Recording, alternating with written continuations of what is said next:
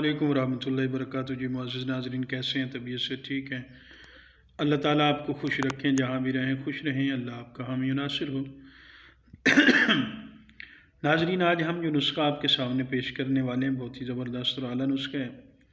مردانہ کمزوری کے حوالے سے یہ نسخہ ہے، یہ آپ حضرات بنائیں گے، استعمال کریں گے، دعاؤں میں یاد رکھیں گے۔ یہ نسخہ منی کو گاڑھا کرتا ہے، جریان احتلام کو روکتا ہے، ذکاوت حس اور صورت انزال کے لیے بہت ہی مفید اور مجرب نسخہ ہے۔ اس کے استعمال سے کمر درد، پنڈلیوں کا درد، عضو میں مکمل پاور، ہارڈنینس اور مردانہ طاقت بھی بحال ہو جاتی ہے۔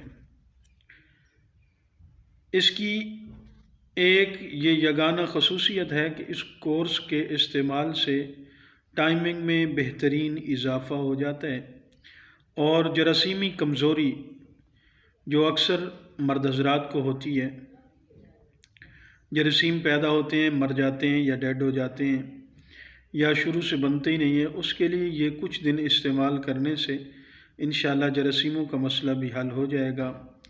اس کے لیے بھی یہ لاجواب چیز ہے اور لاغر پن دور کر کے طاقتور بن جاتا ہے بندہ اس سے۔ لیکن اس بات کا خیال رکھا جائے کہ تمام جڑی بوٹیوں کا خالص اور اچھا ایک نمبر ہونا بہت ضروری ہے۔ جڑی بوٹیاں خالص ہوں گی تو آپ کو کوئی ٹینشن نہیں ہوگی انشاءاللہ۔ جڑی بوٹیاں خالص ہونا بہت ہی ضروری ہیں۔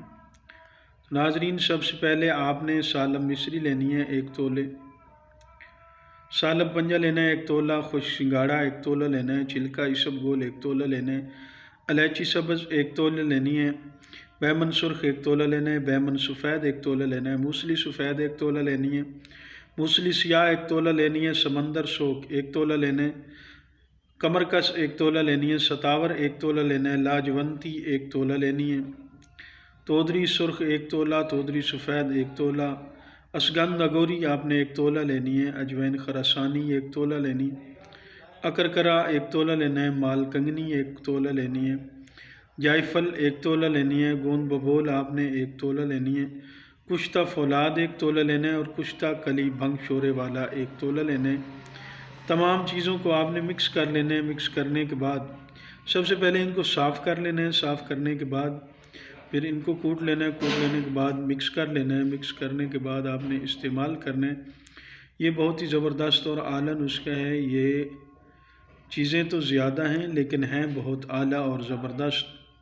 آپ حضرات ان کی گولیاں بھی بنا سکتے ہیں، کیپسول بھی بنا سکتے ہیں، اور گولیاں کیپسول نہ بنائیں تو پھر آپ اس کی معجون بھی بنا سکتے ہیں۔ اللہ آپ کو خوش رکھے۔ السلام علیکم ورحمۃ اللہ وبرکاتہ۔